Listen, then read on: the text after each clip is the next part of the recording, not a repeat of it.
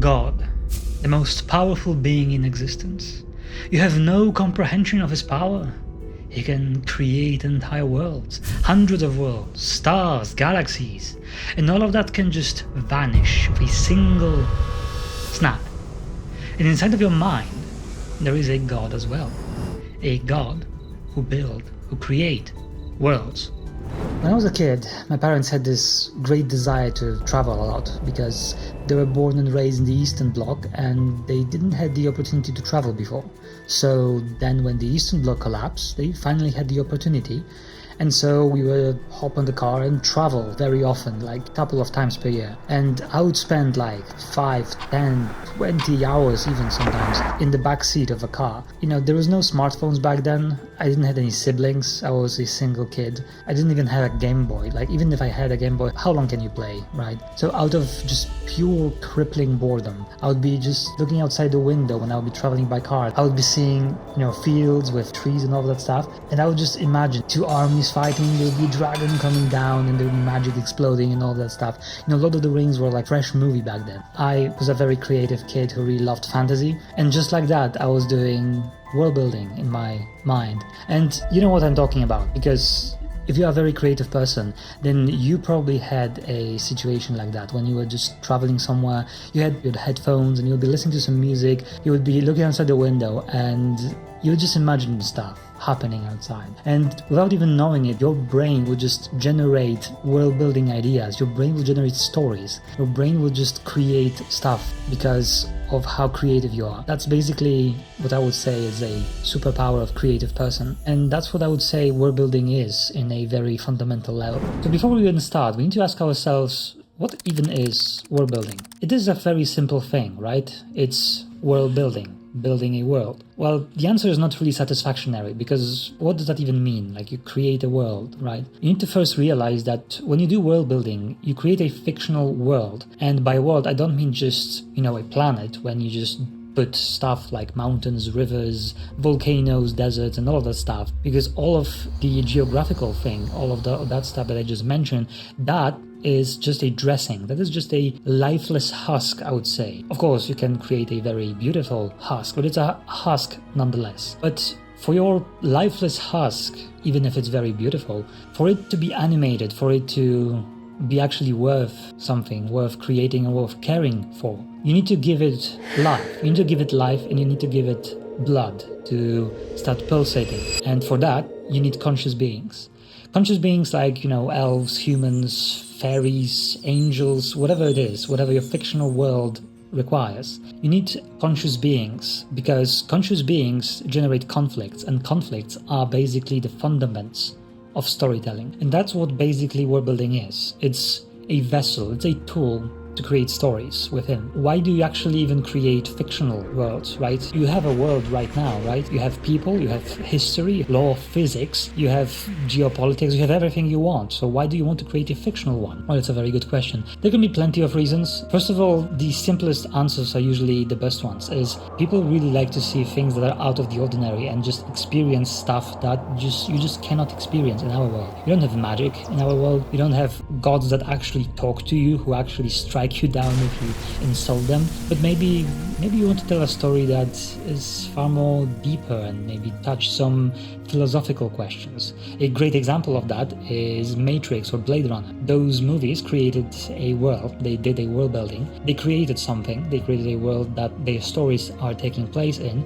because those worlds really help to tell the stories that those movies were supposed to tell, the problems that those movies wanted to tackle. Matrix is a very good example because it created a world that is so strange and so out of the ordinary, especially if you look back in time when the movie was created. And in the same time, there was a lot of similarities and people were very immersed in it and could understand why and how this world works and how they could technically be inside of it. You can see right now the word Matrix inserted itself in the common language, in the pop culture. That's how powerful stories are, and that's how world building, it's an amazing tool to put your stories into it. And whatever it is you want to do, you need to remember that world building is basically a core, a fundament that you need to create to build everything else on top of it when you want to tell a story.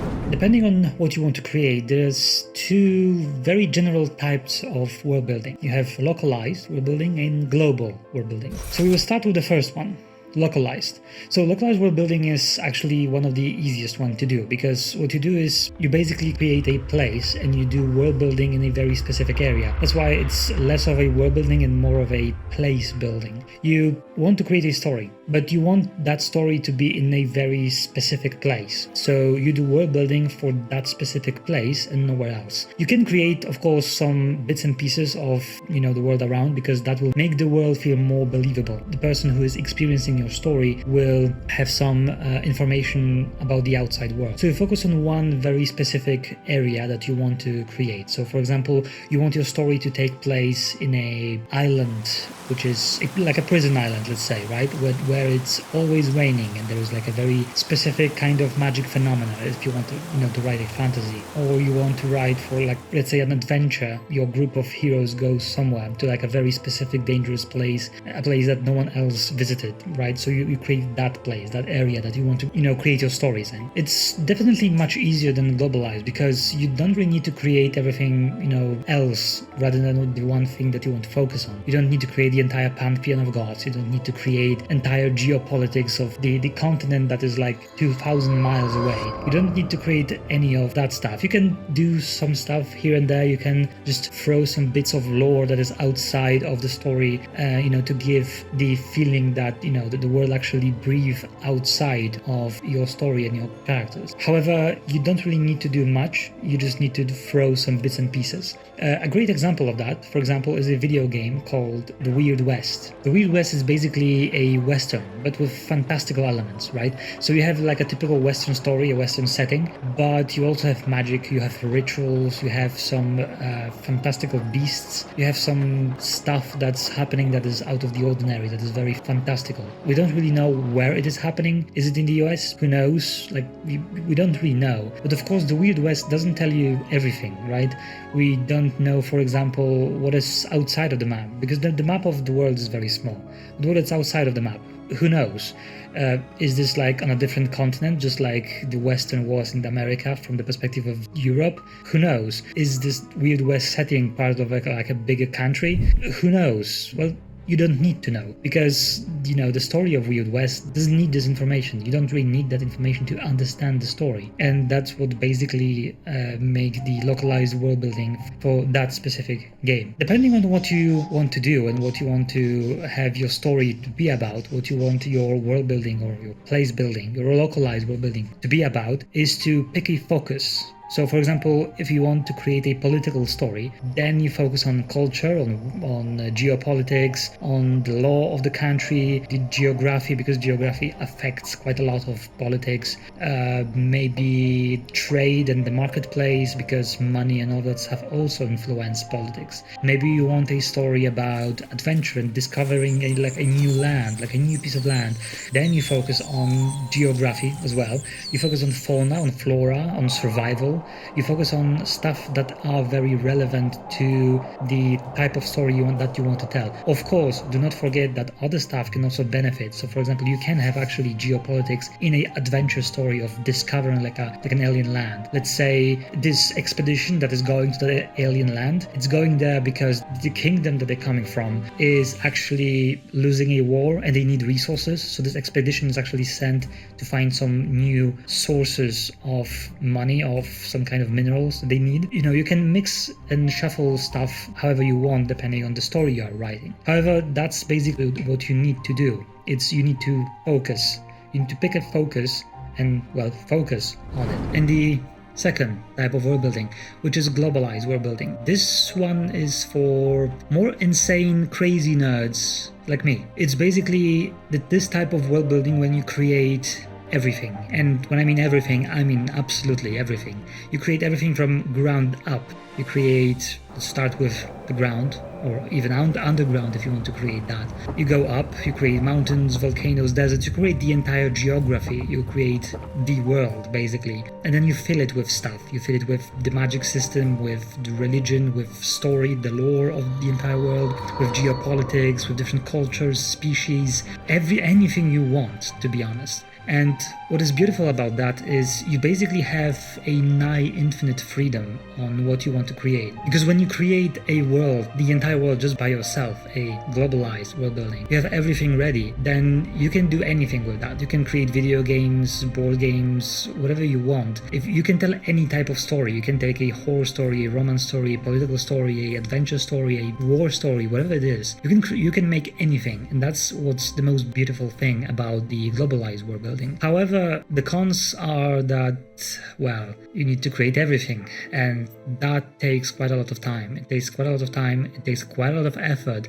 and the most important of all, you need to remember that everything you create needs to be interwoven and needs to connect to each other. Logical internal consistency, that is what you need almost every single time in your storytelling as well. But inside of world building is far more important, because world building is basically the fundament of any story. So you can have the most consistent story that exists, but with an inconsistent world, the story will not be able to stand on its own. It can be a decent story, but it'll never be a great story if the world itself doesn't make any sense and contradict itself every single time a new chapter begins. You can't just forget or just handwave something just because you don't feel like it today. Because during global world building, you need to create everything, and if you forget about something and you want to bring it up, that will create a lot of problems. And that is the insanity and in the same time the beauty of world building, especially the globalized world building. It's because if you create a living, breathing, internally consistent world,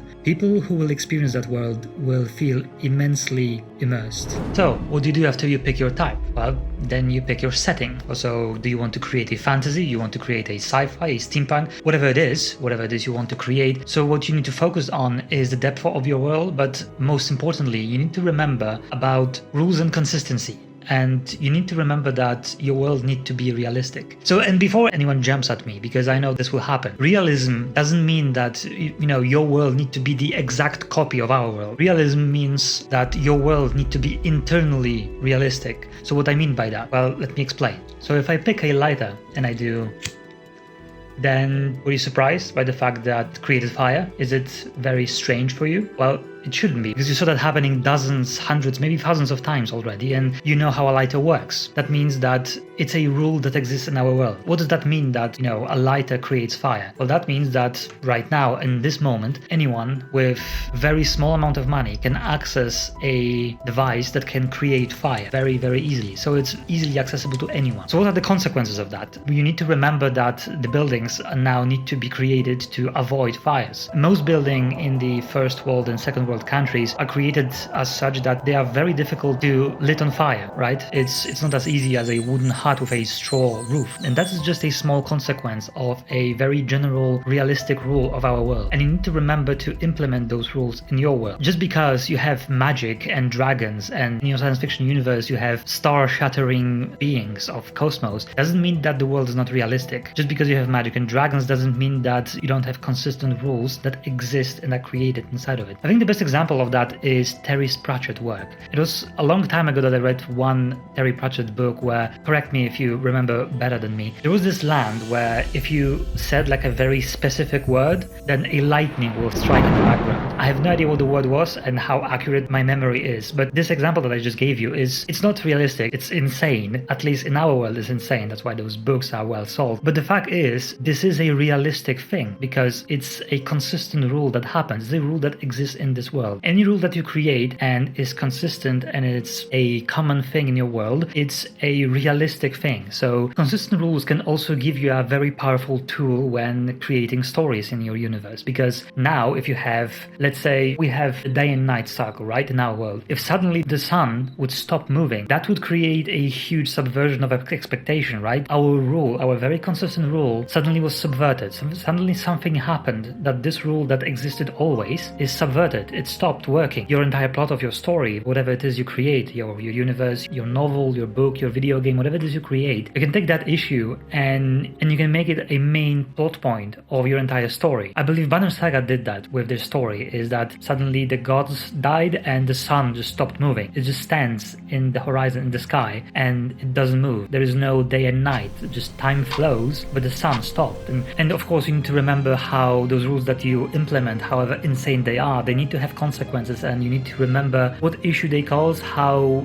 people living inside of your world can fix those issues. And it's the same with this world-shattering subversion of expectation. So if a sun suddenly stopped working, what would happen? How would people react? What would change? What would make people think? Would that create some schism in some cultures? Would that change nothing? Would that change a lot? How would the world react to that? And just tackling this small issue, this small problem, can give you like an entire fountain of ideas and of amazing plot devices that you can use in your stories and your universes. And that is why 2 of my previous videos were made about Gothic, because even though Gothic and Morrowind, those 2 games, came very close to each other roughly at the same time, and Morrowind is actually far more beloved than Gothic, but Gothic, I believe, is far more immersive than Morrowind. There is plenty of reasons why, but if we take world building as a metric, then I would say that Gothic has far more implemented and interwoven world building inside of this world. Because if you start playing Gothic and you just go through it without watching my videos, you don't play on autopilot and try to immerse yourself in the world, try to feel it, you will see that a lot of things, you will not really think about them as much, but you will see immediately that a lot of things, they feel like they are in place for a reason. You feel like the world of Gothic is made to make you feel like you are inside of it without telling you how things works. You can watch my previous 2 videos if you want to see what exactly I'm talking about. It's basically, you don't really think a lot about what is happening and how the world inside of those games works, but you will see immediately when you watch those videos, or if you play yourself and you will be very attentive to the details, you will see that a lot of things are just very natural. Like in Gothic 1, for example, in the New Camp Scavengers and Mercenaries, their armor and their weaponry is actually fitting to who they are. The game doesn't tell you, like there's no like a book or like a journal tells you that is why they have this kind of armor. And if you look how their camp is structured and how their economy works, like what do they sell, what they buy, and how they work, there's nothing in the game that tells you, oh yeah, the new camp is actually quite poor because they don't really trade with the outside world, and that is why. No, nothing in the game tells you that. You can actually tell that from the visual storytelling. You can actually think about the logic yourself, and so it is very naturally interwoven. And that is what you would like to happen inside of your world, ideally. Ideally, you would like your world to be created in such a way that if you close your eyes and you would suddenly appear in your world and you would open your eyes and look around, you would feel like, yeah, that world, like all I'm seeing here, everything makes sense. I walk around, I see how people behave, I see how things are working. You don't really think about them. You just know instinctively that everything makes sense. And that is, I would say, the best way to create an immersive world building, which would captivate your audience and your fans. But T, how do I find original ideas? Well, the thing is, you don't really. You need to first understand that everything in fiction is just a copy of something else. Everything took an inspiration from somewhere and they just took a spin on it. They did some small or bigger changes and voila, that's your fiction. And you can show me any fictional universe, any fantasy or sci-fi or any universe that exists, and I will be able to point you out to a direct inspiration to something. Take, for example, the generic fantasy of our world. You have dwarves living in the mountains and mining for ore. You have elves who love forests and magic. You have evil necromancers and all of that stuff. Where does it come from? The formula that I just presented to you was invented by Dungeons & Dragons. What is Dungeons & Dragons? Well, it was a role-playing game that popularized fantasy. But what inspired Dungeons & Dragons? Well, Lord of the Rings and Tolkien. Because Lord of the Rings was the first fantasy novel that was very popular and popularized the genre. But where did Tolkien take his inspiration from? Well, Tolkien was a scholar. He took the inspiration from mythology,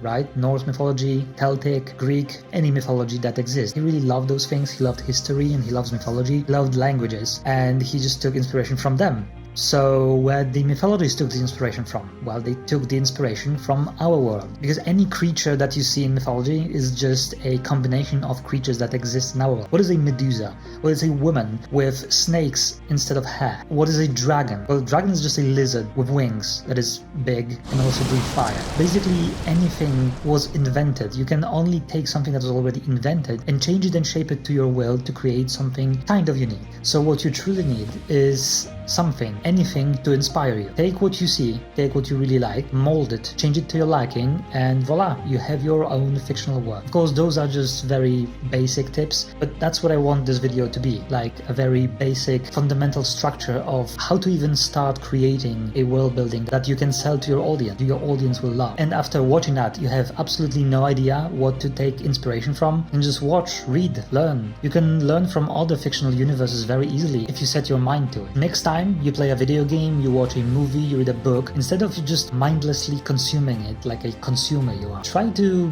focus and try to see why this show that you watch is successful, why this video game that you play have such an amazing story and world, why this book that you read really immersed you. Approach all of the media that you consume as a scholar, as an observer, and as a person who is analyzing something to draw inspiration from. Take those things, study, dissect, and learn from them. I want that video to be a good entry for people who lack maybe motivation, maybe creativity or inspiration, and just want to know how to even start and how to put their first steps when they want to create, well, anything, a video game, a movie, whatever it is you want to create. I hope that you will find value in this video and any future ones, because that's what this channel will be about from that day forward. A channel to help you grow, to help you with writing, with creating your own universes. Too many people nowadays just write and create stuff just for themselves and never publish it. They never want to put their work in the world and try to be proud of it. And so I hope this is a start of a great journey, a journey of creativity, inspiration, and because I have much more thoughts to share, thoughts that I hope will be very valuable to you.